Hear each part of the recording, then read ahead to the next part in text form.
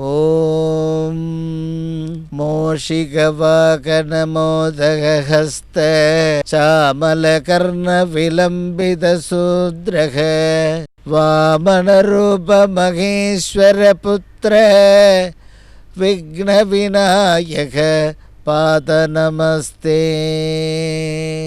ஓம் ஆயி ஆனந்தவல்லி அமிர்தகலதரி ஆதிசக்தி மகம்மாயி மாயஸ்படிகமணி மாமதங்கி ஷடங்கி ஞானார்த்த பரிமளநயகரீம் நாதவிந்து தாரிணி நாதாந்த தர்ப்பணகரீம் ஸ்ரீம் பீஜமந்திரஸ்வரூபிணீம் அம்பா நமோஸ்துதே. அன்பார்ந்த தாய்மார்களே, பெரியோர்களே, சான்றோர் பெருமக்களே, எல்லா துறைகளிலும் மேன்மை அடைந்து வரும் அன்பர்களே, குழந்தைகளே, தமிழ்நாடு விழுப்புரம் மாவட்டம், அந்த விழுப்புரம் மாவட்டத்தில் திண்டிவனம் நகரிலிருந்து ஒரு 5 கிலோமீட்டர் செஞ்சி திருவண்ணாமலை செல்லக்கூடிய நெடுஞ்சாலையில் ஸ்ரீ ராஜராஜேஸ்வரி அருள்வாக்கு சித்தர் பீடம். இந்த அருள்வாக்கு பீடத்தில் செவ்வாய், வெள்ளி, ஞாயிறு ஆகிய தினங்களில் அருள்வாக்கு நடைபெறுகிறது. அன்பு நிறைந்த தாய்மார்களே, பெரியோர்களே, இந்த யூடியூப்பை பார்க்குறதுக்காக உலகம் முழுவதுமே ஒரு வரப்பிரசாதமாக நீங்கள் எல்லோரும் இதை இன்றைக்கி போடுவாங்களா அப்படின்னு எதிர்பார்த்து இருக்கக்கூடிய ஒரு கருணை உள்ளம். இன்றைக்கி அம்மா பேசுனாங்க, இன்றைக்கி அபூர்வ விஷயம் என்ன சொன்னாங்க, எல்லா விஷயங்களையுமே நீங்கள் கவனிச்சுட்டு வரீங்க. இன்றைக்கி அம்பாள் உத்தரவு தந்திருக்கிற அவன் அருளால் அவன் தாள் வணங்கி என்பது போல் உங்களெல்லாம் பார்க்குறதுக்கு அம்பாள் அனுகிரகம் பண்ணியிருக்கிறார். பொதுவாக ஒரு கதையோடு நாம் ஆரம்பிப்போம் இந்த யூடியூப்பை. முன்னொரு காலத்தில் ஒரு 3 நபர்கள், அந்த 3 நபர்கள் பக்கத்தில் இருக்கக்கூடிய ஸ்ரீரங்கம் போய் பெருமாளை பார்க்கணுன்றதுக்காக கிளம்பினாங்க. அந்த காலத்தில் அவங்க கிளம்பி போகும்போது வழி பிரயாணம் நடந்தே தான் போகணும். அப்படி நடந்து போகும்போது போகிற வழியில் ஒரு கை காட்டி வந்தது. இந்த 3 பேரும் படிக்கிறாங்க. திருவரங்கத்துக்கு செல்லக்கூடிய கிலோமீட்டர் 63 கிலோமீட்டர்னு, இன்னொரு பக்கம் சேலம் திரும்பக்கூடிய மைலேஜ் போட்டிருக்காங்க. இந்த பக்கம் சென்னை போகிறதுக்கு உண்டான கிலோமீட்டர் போட்டிருந்தாங்க. அதில் ஒருத்தன் சொல்கிறான், அந்த தூணை கெட்டியாக பிடிச்சிக்கின்னா திருவரங்கத்துக்கு போயிடலான்ட்டு. இன்னொருத்தன், அந்த 63 கிலோமீட்டர் ஸ்ரீரங்கம் எழுதியிருக்க, அதை பிடிச்சி தொங்கினா ஸ்ரீரங்கம் போயிடலான்ட்டு. 2 பேருமே சரியில்லைப்பா, நாம் இந்த பக்கம் போகணும், கிளம்பி 60 கிலோமீட்டர் 63 கிலோமீட்டர் பிரயாணம் பண்ணால் தான் திருவரங்கம் போக முடியுன்ட்டு. 2 பேரும் இதே மாதிரி, ஒருத்தன் தொங்குறான், ஒருத்தன் தூணை கெட்டியாக பிடிச்சிருக்கா, ரங்கா ரங்கா ரங்கான். இன்னொருத்தன் ரங்கா ரங்கா ரங்கான்னு கிளம்பி 59வது கிலோமீட்டர் 58வது கிலோமீட்டர் வாக்கில் அங்கே போய் நின்று திருவரங்கமே காணவில்லை, திரும்ப வந்துடுறான். இதில் உள்ள அர்த்தம் என்னென்னா, இந்த மூவருக்குள்ளார இருக்கிற லோக விசாரம் மனசில், இன்றைக்கி பால் பாக்கி எப்படி பணம் கட்டுறது, எப்படி கரண்ட்டு பில்லு கட்டுறது, எப்படி பசங்களுக்கு ஃபீஸ் கட்டுறது, இன்றைக்கி என்ன சமையல் ஆகிருக்கோ, திருவரங்கம் போகிற ரோட்லேயே வழியில் இப்படிலாம் போயிட்டே இருக்கோம், இன்றைக்கி வியாபாரம் எவ்வளோ ஆகியிருக்கும், இந்த சிந்தனையிலேயே போயிட்டு பெருமாளை அந்த முழுசாக பார்க்க முடியாத ஒரு விசாரத்தோடு திரும்பிடுறோம். இன்றைக்கி கலியுகத்தில் அப்படி நடக்கிறது. அங்கே போகும்போது தான் மூலஸ்தானம் நெருங்கும் பொழுது ஒரு அழைப்பு வரும் செல்ஃபோனில். அது சம்பந்தமாகவே பேசிட்டு பெருமாள் எப்படின்ட்டு வந்துனே இருப்பாள். அங்கே சந்தியாவந்தனம் காலையில் நடந்துகிட்டே இருக்கும். காஃபி ஆகிடுதா அப்படின்னுவார், ஜாடை காட்டுவார். காயத்ரி சந்தியாவந்தனம் நடந்துட்டு கேசவாயுஸ் பகா மாதவாயுஸ் பகா, அதுக்குள்ளார காஃபி ஆகிடுதா. அந்த மாதிரி இன்றைக்கி இருக்கிற லோக விசாரம், லோக பந்தம், அதிலிருந்து நாம் விடுபட்டு இந்த ஜென்மா எடுத்ததுக்கு உண்டான வரப்பிரசாதத்தை அனுகிரகம் பண்ணு அப்படின்னு இந்த ஒவ்வொரு நாளும் இந்த யூடியூப்பை பார்க்கக்கூடிய பாக்கியம் மீண்டும் மலர்ந்திருக்கிறது. அந்த ஸ்ரீ ரகுராம் அடிகளாரன் யூடியூப்பை தட்டி எல்லாருக்கும் ஷேர் பண்ணுங்க. பக்தி செய், மற்றதெல்லாம் அவன் பார்த்து கொள்வான் அப்படின்னு அந்த ஒரு மகா பெரியவருடைய வாக்கு பிரகாரம் இந்த அபூர்வ விஷயங்கள் அத்தனையுமே பக்தி செய்யக்கூடிய ஒரு பாதையில் தான் உங்களுக்கு எடுத்தும் போயின்ட்டுருக்கு. இந்த அபூர்வ விஷயங்கள் அந்த பக்தியை பண்ண பண்ண தானாக நம்மளை விட்டு கஷ்டங்கள், துன்பங்கள், மனக்கவலைகள் அகலும். இந்த ஆவணி மாதத்தில் தாமரை மலர்கள், அந்த தாமரை மலர்களை இந்த ஆவணி பிறந்தவுடனே எடுத்தும் போய் அம்பாளுக்கு சாத்தும் பொழுது அனந்த கோடி ஐஸ்வர்யத்தை அவள் அனுகிரகம் செய்கின்றாள். ஆவணி மாதத்தில் தாமரை மலருக்கும் ஆவணி மாதத்துக்கும் சூரியனுக்கும் ரொம்ப தொடர்பு உண்டு. அந்த ஆவணி மாதம் பிறந்தவுடனே சூரிய பகவானுக்கு ஒரு தாமரை மலர் அவருடைய பாதத்தில் சமர்ப்பிக்கும் பொழுது ஆண்டு முழுவதும் அனைத்து ஐஸ்வர்யத்தையும் அனுகிரகம் செய்வார். நீங்கள் ஈடுபட்டிருக்கிற தொழில் லாபகரமாக இருக்கும், உங்கள் பதவியில் உயர்வு ஏற்படும், உங்களுடைய வாழ்க்கையில் நீங்கள் நினைத்த ஒரு வெற்றிகளை சாதிப்பீங்க. அதுவும் குறிப்பாக ஆவணி மாதத்தில் அம்பாளுக்கு அந்த தாமரை மலர் சமர்ப்பிக்கும் பொழுது உங்களுடைய வாழ்க்கையில் பதவி, வாழ்க்கை ரெண்டுமே உங்களுக்கு கைகூடும். உங்களை துரத்தின்னு இருக்கிற அந்த கடன் தொல்லை, வியாதி உங்களை விட்டு அகன்று விடும். ஒரு தாமரை மலர் ஒரு 10 ரூபா. இப்போ அந்த காலத்தில் 1 ரூபாய் இருந்தது, அப்புறம் 2 ரூபா இருந்துச்சு, 5 ரூபாச்சு, இப்போ 10 ரூபா ஆகிடுது.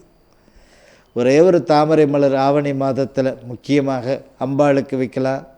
கணபதியானுக்கு, மகாவிஷ்ணுவுக்கு, நவகிரகத்தில் இருக்க தலைமை கிரகமான சூரிய கிரகத்துக்கு வைக்கலாம். வாழ்க்கை உங்களுக்கு திருப்பி கிடச்சிடும். வாழ்க்கையே தொலைச்சிட்டம்பா அப்படின்னு கன்னத்தில் கை வச்சிரு. அம்மா நான் பெற்ற 7ம் சரியில்லைம்மா. 7ம் சரியில்லைன்னா என்ன அர்த்தம்?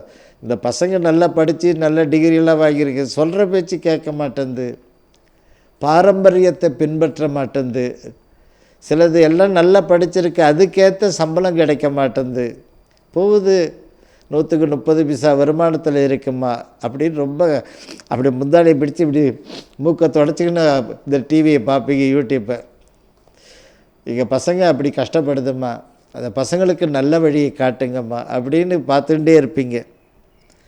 அதனால் உங்களுடைய வாழ்க்கையில் அந்த தாமரை மலர் வைக்கும் பொழுது சூரிய பகவானுக்கும் சரி, அம்பாளுக்கு, பெருமாளுக்கு, கணபதியானுக்கு செய்யும் பொழுது அத்தனை ஒரு ஐஸ்வர்யம், நீங்கள் நினைத்தது அத்தனையும் சாதிப்பீர்கள். மீண்டும் வலியுறுத்துகிறேன். அன்னையினுடைய பீடம் விழுப்புரம் மாவட்டம் திண்டிவனம் நகரிலிருந்து ஒரு 5 கிலோமீட்டர் செஞ்சி திருவண்ணாமலை செல்லக்கூடிய மெயின் ரோட்டில் பெலாக்குப்பம் என்கின்ற பகுதி. இப்பொழுது சிப்காட் மலர்ந்திருக்கிறது. அந்த சிப்காட் வளாகத்திலேயே அம்பாள் பீடம் இருக்கிறது மெயின் ரோட்டில். அந்த செவ்வாய், வெள்ளி, ஞாயிறில் அருள்வாக்கு தினங்களில் அவசியம் வந்து அம்பாளையும் தரிசனம் பண்ணலாம், அருள்வாக்கு பெறலாம். உங்கள் வாழ்க்கையில் எடுக்கக்கூடிய ஒரு எண்ணிலடங்கா கஷ்டங்கள் வெளியே சொல்ல முடியல, அம்மா வந்து பாருங்கள், பொற்காலம் ஏற்படும். தொலைபேசியில் தொடர்பு கொண்டு ஒரு அப்பாயின்மெண்ட் வாங்கிக்கிட்டு வாங்க அன்பு தாய்மார்களே. அதாவது உங்களுக்கு சொல்லக்கூடிய அபூர்வ விஷயங்களை ஒன்றொன்றும் மாணிக்க கற்கள் போன்று அந்த அபூர்வ விஷயங்களில் இப்பொழுது வர்றது ரொம்ப முக்கியமான அபூர்வ விஷயம். பல ஆண்டுகளாக நான் எங்கே ஆரம்பிச்சினையும் மறுபடியும் அதே இடத்துல வந்து கஷ்டத்தில் நான் நிற்கிறேன். இவ்வளோ நல்லா சம்பாரித்தேன், இப்போ எல்லாம் இப்படி இருக்குது. திறந்துட்டா ஒன்றும் இல்லைன்னு சொல்லிவிடுவாங்க. அதனால் நான் இப்படி தாம்மா கையை வச்சுன்னு இருக்கிறேன்றாங்க. வாழ்க்கையில் தடை, அடைய வேண்டிய பதவி பாக்கியத்தில் நமக்கு பின்னாடி 10 வார்த்தை இங்கிலீஷ் வார்த்தை பேச தெரியாததெல்லாம் இன்றைக்கி ப்ரமோஷனில் போயிடுது. நிறைய ஆண்டுகள் பாடுபட்டுட்டோம் அந்த ப்ரமோஷனுக்காக. நேர் வழியில் போகிற அந்த நேர் வழியில் எனக்கு ப்ரமோஷன் குதிரை கொம்பாக இருக்குமான்றாங்க. சில பேருக்கு நிதி நிலையில் வெறுங்கையில் முழம் போடுறாங்க. அஷ்டலக்ஷ்மியில் ஏதோ ஒன்று சொல்லுவீங்களே, அந்த தைரிய லக்ஷ்மி என்கிட்ட இருக்குது. மற்ற 7 லக்ஷ்மி வாசலுக்கு வெளியவே இருக்குமா. நான் வாங்குகிற 90,000 ரூபா சம்பளம், நான் தினம் சம்பாதிக்கிற ஒரு 1500 ரூபா பணம், 2 தரத்துக்கும் சொல்கிறேன். நான் தெருமுனையில் வரும்பொழுது பேங்க்கில், அதாவது செல்ஃபோன்லேயோ பேங்க்லேயோ இருக்கிறதுல என்னென்ன ஒரு 150 ரூபா இருக்கிறதே பெரிய விஷயமா இருக்குப்பா. அப்படி ஒரு கஷ்டம். 10 நாள் நல்லா சாப்பிட்டுன்னு இருக்கும், 20 நாள் கடன் வாங்கி சாப்பிட்டுன்னு இருக்கும். அந்த மாதிரி ஒரு பொருளாதார கஷ்டங்கள். அதாவது பசங்க வாழ்க்கையில் ஏற்பட்டிருக்கிற பிரச்சனைகள், அந்த பிரச்சனைக்காகவே பெற்றோர்கள் மனமுடைந்து இருக்கிறாங்க. தாய்மார்கள், ஏதாவது ஒரு தீர்வு சொல்லுங்கள் தாய். எத்தனை லட்சங்கள் அழித்தேன், எத்தனை ஆலயங்களை வழிபட்டேன், எத்தனை ஹோமங்கள் பண்ணேன், எத்தனை முறை சொன்னாலும் அதை செய்து கொண்டே இருக்கிறேன் தளராமல். ஒரு விடிவு காலந்தாம்மா வேணும் கேட்குறேன். அந்த விடிவு காலம் வந்துட்டால் போகும். ஏன்னா நான் செலவழித்தது இந்த கைக்கு, செய்கிறது இந்த கைக்கு தெரியாது. அதுதான் மனித குலத்தினுடைய தர்மம். வலது கைக்கு செய்யக்கூடிய அறப்பணிகள் இடது கைக்கு தெரியாது. அந்த மாதிரி நிறைய பண்ணின்னு இருக்கேன், ஆனால் தெரியாது உலகத்துக்கு. அப்படிப்பட்ட ஒரு உயர்ந்த மனசோடு உன்னையே நம்பி இருக்கிறேனே பராசக்தி, ஏதாவது ஒரு விடிவு காலம் உண்டா? பசங்களுக்கு ஒரு பொற்காலம், எஜமானனுக்கு ஒரு பொற்காலம், வீட்டில் வியாதி ஆட்டி படைக்குது தாய் அப்படின்றாங்க. நாங்கள் ஈடுபடுற காரியம் சித்தியானாலே போரும், அதை நம்பி பல குடும்பங்கள் பிழைக்குது எங்களை நம்பி அப்படின்றாங்க.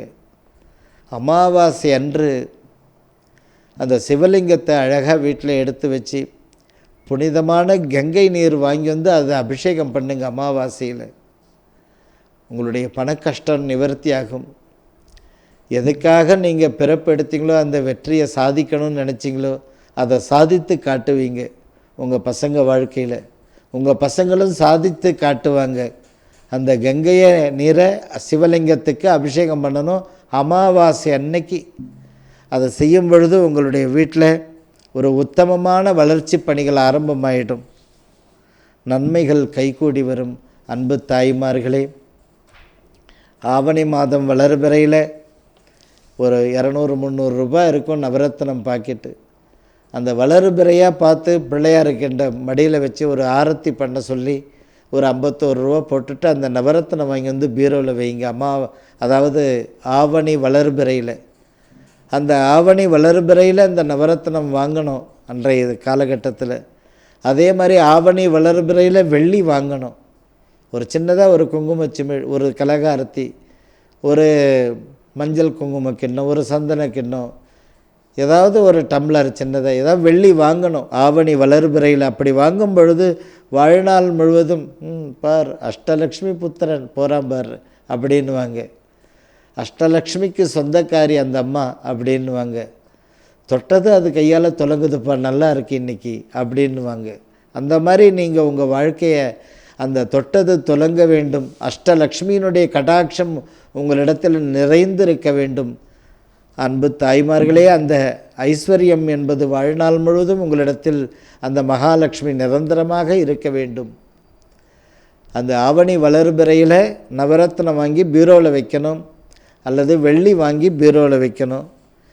உங்களுடைய வாழ்க்கையில் உங்களுடைய இருப்பிடத்தம், ஆன்மீகம், ஆனந்தம், மகிழ்ச்சி எல்லாமே நிரம்பி இருக்கும். அன்பு தாய்மார்களே, அம்மா ரொம்ப நாளாக பெரிய வீடு கட்டணும், பெரிய வீடு வாங்கணும்னு ஆசைப்படுறேன். ஒன்று. இன்னும் ஒரு சில தாய்மார்கள் இடம் வாங்கி போட்டிருக்காருப்பா, அங்கே எடுத்து போய் கல்லை கொட்டினாரு, 6 வருஷம் ஆச்சு, அப்படியே உட்காந்துருக்குது. மற்ற செலவெல்லாம் நடக்குது தாயே. என்னது? மற்ற செலவெல்லாம் நடக்குது. இந்த ஆளை கல்யாணம் கட்டினா நான் 30 வாடகை வீடு மாற்றிட்டேன் வண்டியை வச்சு. எது வாங்கினாலும் கையில் அந்த வீடு கட்டணும்னு கிட்ட போக முடிய மாட்டேங்குது. ரொம்ப மனவேதனையாக இருக்குது தாயேன்றாங்க. அந்த ஆவணி மாதத்தில் முருகப்பெருமானுக்கு ஒரு அர்ச்சனை அப்படி செய்யும் பொழுது உங்களுடைய வீட்டில் ஐஸ்வர்யம் தங்க ஆரம்பிக்கும். சொந்த வீடு கட்டி முடிப்பீங்க இந்த 2024-25. அதே மாதிரி பெரிய வீடு வாங்கிடக்கூடிய பாக்கியம் உங்களுக்கு உண்டாயிடும். பகைவர்களுடைய தொல்லை உங்களை விட்டு நிவர்த்தியாகும். பெரிய வியாபாரம், பெரிய தொழில், பெரிய பதவியில் இருக்கிறவங்களுக்கு அந்த வெற்றி திருமகள் உங்களை பற்றி இருப்பாள். ஆவணி வளர்பிறையில் ஆவணி மாதத்தில் முருகனுக்கு அர்ச்சனை பண்ணணும். அப்படி அர்ச்சனை பண்ணும் பொழுது அத்தனை விதமான நன்மைகள் முருகப்பெருமான் அனுகிரகம் பண்ணுறார். பிரணவஸ்வரூபமாச்சே, பரபிரம்மமாச்சே முருகப்பெருமான். அந்த ஆவணி வளர்பிறையில் அவரை போய் பாருங்கள், ஒரு அர்ச்சனை பண்ணுங்க. தாமரையில் தத்தளிக்கிற மாதிரி இருக்குமா குடும்பம் அப்படின்னு ஃபோன் பண்ணுவாங்க. அம்மாவுக்கு ஃபோன் பண்ணி எனக்கு சொல்லுவாங்க. ஒரு சிலர் தாயே நான் ஒருத்தி இருக்கிற மறந்துடாதீங்க ஃபோன் பண்ணி கேட்பாங்க. என்னென்னா வீட்டில் அத்தனையும் ஒரு நவகிரகமாக இருக்குது, சரி பண்ணம்மான்னுவாங்க. நான் தேடிகிட்டே இருக்கிறேன், ஆனால் தேடுதலுக்கு முடிவே இல்லாமல் இருக்குமா வாழ்க்கையில். அதாவது பொருளாதாரத்தில் இன்னும் நான் தன்னிகர் அடையவில்லையே அப்படின்வாங்க. சில பேர் ஆன்மீகத்தில் நான் வழிபாடு பண்ணின்னே இருக்கிறேன், ஆனால் அந்த வழிபாட்டுக்குண்டான ஒரு திருப்தி அங்கே இல்லை, ஏற்பட மாட்டேங்குது எனக்கு அப்படின்றாங்க. அந்த ஆவணி வளர்பிறையில் முருகப்பெருமானுக்கு அர்ச்சனை பண்ணும் பொழுது ஆன்மீகம், ஞானம், அஷ்டமா சித்தி, வாக்கு சித்தி, தேவியினுடைய உபாசனையில் இருக்கிறவங்களுக்கு வெற்றி, இதெல்லாம் தரக்கூடியவர் முருகப்பெருமான் தான். சகல வேதங்களுக்கும் சகல சாஸ்திரங்களுக்கும் சகல கலைஞானங்களுக்கும் அதிபதியாக இருக்கக்கூடியவர் முருகப்பெருமான். வேதம் கடைசியாக சுப்பிரமணியனை தான் வாழ்த்துது, முடிவான வார்த்தை வேதத்தில். அதனால் ஆவணி மாதத்தில் முருகப்பெருமானுக்கு அர்ச்சனை செய்யுங்க. பெரிய வியாபாரம், பெரிய தொழில், பெரிய பதவி எளிதில் உங்களுக்கு கைகூடி வரும். அன்பு தாய்மார்களே, அம்மா ஆவணி பிறக்க இன்னும் 2 நாள் இருக்கோ, இல்லை ஆவணி பிறந்துட்டுருக்குமோ இந்த யூடியூப் வெளியே வரும்போது. அப்படி இருக்கும்போது அடுத்த மாதமே, அடுத்த ஓரிரு மாதத்திலேயே நவராத்திரி ஆரம்பம். அந்த 9 அதிர்ஷ்டசாலி யார் என்பது இன்றைக்கி வாசிக்க போகிறேன். யாருன்றது நீங்களாக தேர்ந்தெடுக்கலாம். அம்மா எங்களுக்கு போட்டுடுங்க தாயே, எங்கள் வீட்டில் இருக்குன்னு நீங்கள் சொல்கிற ராசி அப்படின்னுவாங்க. 12 ராசியும் நான் கேட்டுறேன் தாயே, இந்த வாரமும் வர வாரமும் அந்த 12 ராசியெல்லாம் ஒரே பேப்பரில் எழுதி அனுப்பிடுறேன். என் பையன் பேர், வீட்டுக்கார் பேர், என் பேர், என் பேத்தி பேர், பேர பேர். ஒரு நாள் உற்சவம் பண்ணி நீங்கள் சொன்ன அந்த 12 ராசியில் எங்கள் வீட்டில் 6 ராசி இருக்குது தாயே. ஒரு சிலர் வீட்டில் 3 ராசி இருக்கும். மேஷம் இருக்கும், இந்தாண்ட சிம்மம் இருக்கும், இந்தாண்ட கும்பம் இருக்கும். அப்படி ஏதாவது அந்த 12 ராசிகள் இல்லாத குடும்பம் இல்லை, குடும்ப உறுப்பினர்கள் இல்லை. அதனால் இந்த நவராத்திரியில் ஒவ்வொரு ராசிக்காரர்கள் எப்படி இருக்கீங்க, எப்படி நல்லா வருவீங்கன்றதை காட்டுறதுக்காக அந்த விஷயங்கள் அர்த்தோடு சொல்கிறேன். அந்த விஷயங்களை கேட்டுக்கோங்க. அதிரடியாக ஃபோன் பண்ணி அம்மா அதுக்கு ஒரு 11,000 செலவாகும் ஒரு நாள் அந்த நவராத்திரி பூஜை பண்ணுறதுக்கு. அந்த பூஜையை பதிவு செய்து அவளுடைய அனுகிரகத்தை நீங்கள் பெறணும். அந்த வகையில் மேஷராசிக்காரர்கள், அதாவது மேஷராசிக்காரர்களுக்கு ஒரு கதையோடவே ஆரம்பிக்கிறேன். பாண்டவர்கள் சபையில் அஸ்தினாபுரத்தில் இருக்கும் பொழுது திருதராட்சன் ஒரு கட்டளை இடுறார். இந்த பக்கம் வடக்கே இருக்கக்கூடிய பசுக்களெல்லாம் கணக்கிட்டு அந்த ஜீவராசிகள்லாம் அரசாங்கத்துக்கு தெரியப்படுத்தணும்.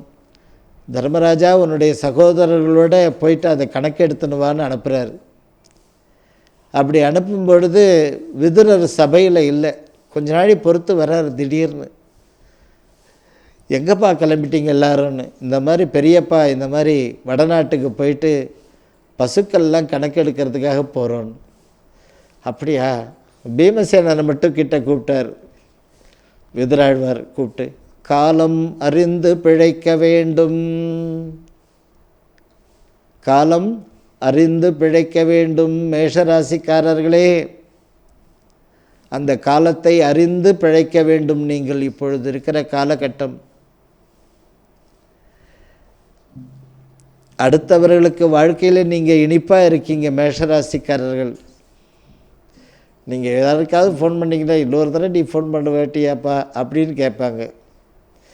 அம்மா எப்படிம்மா இருக்கிறேன்னு மேஷராசிக்காரி ஃபோன் பண்ணுவா வீட்டுக்கு. எப்படியப்பா 10 நாளாச்சப்பா உன் குரல் கேட்டுன்னுவாங்க. எல்லாருக்கும் நீங்கள் ஸ்வீட்டாக இருப்பீங்க. இந்த மேஷராசிக்காரர்கள் உங்கள் சொந்த வாழ்க்கையில் நீங்கள் ஸ்வீட்டாக இருக்கணும் இல்லை, அதுக்காகத்தான் நவராத்திரி பூஜை செய்ய வேண்டும். அதாவது உங்களை துரத்தின்னு இருக்கிற இந்த 4.5 ஆண்டுகால ஒரு அக்னி பரீட்சை நெருப்பு மேலே நடக்கிற மாதிரி அத்தனைக்கும் ஒரு முடிவு ஏற்படுகிறது இந்த நவராத்திரி பூஜை செய்கிறதுனால. இருப்பிடத்தில் ஐஸ்வர்யம் நிரம்பும். முதல்ல இந்த ஐஸ்வர்யத்தை மகாலட்சுமியை தான் நாம் பேசணும். முதல் வாக்கியமே நவராத்திரியில் மேஷராசிக்காரர்கள் எல்லாருக்கும் மகாலட்சுமியினுடைய அனுகிரகம் வருகிறது. இப்போ இந்த வருஷம் அந்த நவராத்திரி பூஜை பண்ணுறதுனால நீங்கள் செய்யக்கூடிய தொழில் பதவி அடுத்த கட்ட வளர்ச்சிக்கு நீங்கள் டிக் பண்ணிவிடுவீங்க. கிரீன் சிக்னல் உங்களுக்கு கிடச்சிடும். தொழில் பதவி அடுத்த கட்ட வளர்ச்சிக்கு நீங்கள் வந்துடுவீங்க அந்த நவராத்திரி பூஜை ஒரு நாள் செய்கிறதுனால. வாழ்க்கையில் இப்போ சொன்னேனே மற்றவங்களுக்கு இடிப்பாக இருக்கீங்கன்ட்டு, இப்போ உங்கள் வாழ்க்கையில் மகிழ்ச்சி ஆனந்தம் உங்களை தேடி வந்திருக்கு. 24 25 செட்டில் ஆகிட்டியாப்பா, கொஞ்சம் முயற்சி எடுக்கிறேன் அப்படின்னுவீங்க. அப்படின்னு என்ன அர்த்தம்? வேலை நடந்துட்டுருக்குன்னு அர்த்தம். வெற்றிகரமாக அந்த மகிழ்ச்சி ஆனந்தம் உங்கள் வாழ்க்கையில் உண்டாகிவிடும். அதாவது லக்ஷாதிபதியாக குரோர்பதியாக அவங்களுடைய பூர்வ ஜென்ம ஸ்தானப்படி இப்போ அந்த மேஷராசிக்காரர்கள் அந்த ப்ரமோஷன் அடைவாங்க. அதனால் இந்த நவராத்திரி பூஜை செய்கிறதுனால அந்த கதைக்கும் இந்த மேஷராசிக்கும் நவராத்திரி பூஜைக்கும் என்ன, உன்னை சுற்றி சத்துருக்கள் இருக்கிறது. அந்த சத்துருக்கள் நீ யார் என்பது வளர்ச்சி அடைந்து வெற்றியை சாதிக்கக்கூடிய நாயகனாகவும் வெற்றியை சாதிக்கக்கூடிய திருமதிகளாகவும் மகளிர்களாகவும் மங்கையாகவும் நல்ல மேன்மையாக வரணும். பெண்கள் வயசாகிடுத்துன்னு தளரக்கூடாது. இன்னும் நிறைய நீங்கள் சாதிக்கணும். அம்மா நான் சின்ன வயசுலேருந்தே போராடின்னு இருக்கிறேன், 35 வயசாக எடுத்து இன்னும் நான் செட்டில் ஆக முடியலையேன்றாங்க சில பேர் அம்மாமாருங்க. சில அம்மாமாருங்க எனக்கு எதுவும் வேணும் தாய், வீட்டில் நிம்மதியே இல்லை தாய், அந்த நிம்மதி தாத்தாயேன்னுவாங்க. அந்த மாதிரி அந்த மேஷராசிக்காரர்கள் இருபால் ஆண்பால் பெண்ணுபால் அனைவருக்குமே ஒரு அந்த சத்துருக்கள்லேருந்து நீங்கள் வெளிப்பட்டு வாழ்க்கையில் சாதிக்கணும். அந்த நவராத்திரி பூஜையில் பதிவு செய்து அதை சாதிங்க. எல்லா ஐஸ்வர்யம் தரக்கூடிய நேரம் வந்தாச்சு. கடவுள் ஒரு தரம் கொடுத்தார் 2017க்கு முன்னாடி. இப்போ 2017க்கு அப்புறம் இப்போ 2024 கடவுளிலேருந்து செகண்ட் டைம் கடவுள் தரார். இப்போ நீங்கள் வாழ்க்கையில் செட்டில் ஆக போகிறீங்க. அதனால் அவசியம் இந்த பூஜையை பதிவு செய்து உங்களை சுற்றி இருக்கக்கூடிய மறைமுக எதிரிகளை வீழ்த்தி முன்னேற வழியை பாருங்கள். அன்பு தாய்மார்களே, பெரியோர்களே, ரிஷபராசிக்காரர்களுக்கு வெற்றிக்கனி உங்களுடைய மடியில் விழக்கூடிய ஒரு பொற்காலம் ஆரம்பமாகிவிட்டது. உங்களுக்கு எப்படிப்பட்ட கஷ்டம்லாம் வந்திருக்கு தெரியுமா? யாரும் நம்ப மாட்டாங்க. நீ என்னப்பா இவ்வளோ சுற்றியே பசுமையாக இருக்குது. யாரை சுற்றி? அந்த ரிஷபராசிக்காரர்கள் சுற்றி பசுமையாக இருக்குன்னா என்ன அர்த்தம்? எல்லாம் சௌகரியம் படைச்சவடி அப்படின்வாங்க. உங்களை பார்த்த உடனே ஒரு அம்மா, நான் படுற கஷ்டம் எனக்கு தாண்டி தெரியும்னுவீங்க நீங்கள். அதே மாதிரி ஐயாமாருங்களும் சரி, ரிஷபராசிக்காரர்கள், உனக்கு என்னப்பா பல வகையில் உனக்கு வருவாய், ஆனால் கையில் தங்கணுமே, வருது தாயே கையில் தங்க மாட்டேங்குதுன்றீங்களே, அந்த மாதிரி அப்படி ஒரு பரீட்சை நடந்துட்டுருக்கு. வெற்றிக்கனி இப்பொழுது உங்களுடைய மடியில் விழக்கூடிய ஒரு பொற்காலம் ஆரம்பமாகிவிட்டது. ரிஷபராசிக்காரர்கள், கடந்த காலத்தில் உங்களுக்கு எப்படிப்பட்ட சோதனை, ஒரு உதாரணமாக கதையில் பாண்டவர்கள் சூதாட்டத்தில் எல்லாத்தையும் இழந்து தர்மராஜா பரமாத்மா ஆத்மபந்து கிருஷ்ணா என்று நினைத்து கொண்டே இருக்கிறார். ஏதோ உன்னுடைய ஒரு லீலை தான் இந்த மாதிரி ஒரு பரீட்சை ஆரம்பமாகிருக்கு. இதில் நீ உன்னுடைய அனுகிரகத்தில் நான் ஜெயிச்சு வரணும்னு நினச்சிட்டு இருக்கும் பொழுது பீமராஜா அந்த பீமசேனன் கடுமையான வார்த்தைகளால் பேசி ரொம்ப வசப்பாட ஆரம்பிக்கும் பொழுது அர்ஜுனன் எழுந்து பீமனை சமாதானம் பண்ணும் பொழுது தர்மராஜா சொல்கிறார், அந்த பீமன் பேசட்டான், அவனுடைய ஆதங்கத்தை தானே கொட்டுறான், கஷ்டத்தை தானே கொட்டுறான் அப்படின்னு. அப்படி உடனே தர்மராஜா பீமசேனனை ஒரு பிடி மண் எடுத்து என் முதுகில் போடு என்று சொல்கிறார் தர்மராஜா. அந்த மண்ணை முதுகில் போடும்போது மண் அத்தனையும் நெருப்பாக பறந்து விட்டது. அப்பொழுது அந்த ரிஷபராசிக்காரர்கள் அப்படிப்பட்ட ஒரு கஷ்டத்தில், அப்படிப்பட்ட ஒரு சோதனையில், சிரமத்தில் நீங்கள் எல்லாரும் கடந்து வந்துட்டீங்கன்னு தான் சொல்லணும். இந்த நவராத்திரி பூஜை பண்ணி அந்த சோதனைகள்லாம் கடந்து வந்துடுங்க. ஒரு நாள் உற்சவம் பண்ணி நீங்கள் எப்படி வாழ்க்கையில் முன்னேறீங்கன்னா, இடம் வாங்குறீங்க, அதை உழுதுறீங்க, அதை விதை போடுறீங்க, செடியாக வளர்க்குறீங்க, மரமாக வளர்க்குறீங்க, அதுக்கப்புறம் பூக்களாக மலர்கிறது, காயாக வளர்கிறது, கனியாக வந்து உங்கள் மடியில் விழுது. உங்கள் 13 வருஷ பரீட்சை முடிஞ்சு நான் கொடுத்த அத்தனை பரீட்சையிலையும் நீங்கள் பாஸ் பண்ணிட்டீங்க ரிஷபராசிக்காரர்களே. இப்போ இந்த நவராத்திரி ஒரு நாள் உற்சவம் செய்து உங்கள் வாழ்க்கையில் அந்த வெற்றிக்கனி, நீங்கள் நினைத்த அத்தனை வரங்களும் உங்களுக்கு கைகூடி வரும். உங்களுக்கு நீங்கள் பாடுபட்ட உழைப்பு இப்போ பலன் தரக்கூடிய பொற்காலம் இந்த 1.5 வருஷம். நவராத்திரி பூஜை செய்து அதை உறுதி செய்யுங்கள். நவராத்திரி பூஜைன்னு சொல்கிறீங்களேம்மா, எங்கம்மா? அந்த ராஜராஜேஸ்வரி அருள்வாக்கு சித்தர் பீடத்தில் நவராத்திரி பூஜை வருகிறது. தொலைபேசியில் தொடர்பு கொண்டு அந்த பூஜைக்கு நாங்கள் பதிவு பண்ணுறோமான்ட்டு ஒரு நாள் பூஜைக்கு பண்ணி, ஒரு நாள் உற்சவத்துக்கு பண்ணி, அதுக்குன்னு ஒரு 11,000 அந்த சாமான்கள் வாங்கி அதை செய்யணும். அதை அனுப்பி வச்சு அந்த பூஜையில் கலந்து கொள்ளுங்கள். வெளியூரில் இருந்தாலும் அதுக்கு பிரசாதம், குங்கும பிரசாதம் வரும். அந்த பூஜைக்கு பதிவு செய்யுங்கள். எல்லா ராசிக்காரர்கள் பற்றி வரிசையாக வந்துட்டே இருக்கும் இனி வரக்கூடிய யூடியூப்பில். அதனால் இந்த நவராத்திரி பூஜைக்கு பதிவு செய்து வாழ்க்கை, பதவி, தொழில், பண வசதி, மழலை செல்வம், வீட்டுக்கு வர வேண்டிய அத்தனை வசதிகளும் இப்பொழுது உங்களுக்கு கதவு திறந்திருக்கிறார், கிரீன் சிக்னல். அதனால் அந்த ரிஷபராசிக்காரர்கள் எல்லாரும் இந்த பூஜைக்கு பதிவு பண்ணுங்க. அன்பு தாய்மார்களே, அதாவது மிதுன ராசிக்காரர்கள் மிகப்பெரிய லாபத்தை சம்பாதிக்கக்கூடிய ஒரு பொற்காலம் ஆரம்பம். மிதுன ராசிக்கு தொல்லைகள்லாம் உங்களை விட்டு அகன்றது. உங்களுடைய ஆரோக்கியத்துக்கு பிரச்சனைகள்லாம் இருந்தது, அதெல்லாம் அகன்றது. பற்றாக்குறை என்பது உங்களை விட்டு அகன்றது. ரொம்ப நல்லா அற்புதமாக சொல்கிறீங்கம்மா ரிஷபராசிக்கு. அந்த நவராத்திரி பூஜை செய்யும் பொழுது மிகப்பெரிய லாபத்தை நீங்கள் சம்பாதித்து பொற்காலத்தை நீங்கள் அனுபவிப்பீங்க. பொற்காலம் உங்களுக்கு அனுபவிக்கும் மலரும். அதே மாதிரி தொல்லைகள்லாம் உங்களுக்கு அகன்று ஆரோக்கியம் ஏற்பட்டு அனைத்து விதமான சிரமங்களும் உங்களை விட்டு அகலும் நவராத்திரி பூஜை செய்கிறதுனால. இந்த நவராத்திரி பூஜை மிதுன ராசிக்காரர்கள் செய்கிறதுக்கு ஒரு கதையும் சொல்லுவேன்.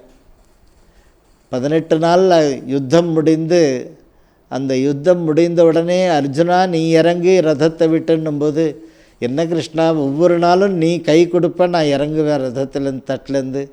இன்றைக்கி என்னை மட்டும் முதல்ல இறங்க சொல்கிறீ, நீ முதல்ல இறங்குப்பா அப்புறம் பேசுவோன்னு. ரதத்துலேருந்து தடார்னு ஒரு குதிச்சார் அர்ஜுனன். அடுத்த நொடிப்பொழுது கிருஷ்ணன் குதித்த மாத்திரத்திலேயே அந்த ரதமானது எரிந்து சாம்பலாகி அந்த இடமே ரதம் இல்லாத இடம் மாதிரி ஆகிடுது. அவ்வளோ திருஷ்டி அந்த மிதுன ராசிக்காரர்களுக்கு திருஷ்டி ஆட்டி படைச்சுன்னு இருக்கு. நவராத்திரி பூஜை செய்கிறது மிகப்பெரிய லாபத்தை நீங்கள் அடைய போகிறது உறுதி. உங்களை பின்னாடி என்ன சுற்றின்னு இருக்கு? திருஷ்டி சுற்றின்னு இருக்கப்பா. அந்த திருஷ்டிக்கு இன்னொரு கதை கூட சொல்லுவேன். பாண்டவர்கள் யுத்தம் முடிந்து அஸ்தினாபுரத்துக்கு வரும்பொழுது திருதராட்சன் இடத்துல தர்மராஜா போய் நமஸ்காரம் பண்ணுறார். பெரியப்பா நான் வந்திருக்கிறேன் தர்மராஜா. அப்போ திருதராட்சன் சொல்கிறான், என் பிள்ளைகளிடத்தில் அறம் இல்லை, தோற்றுவிட்டார்கள், உன்னிடத்தில் அறம் இருந்தது, நீ ஜெயித்தாய்.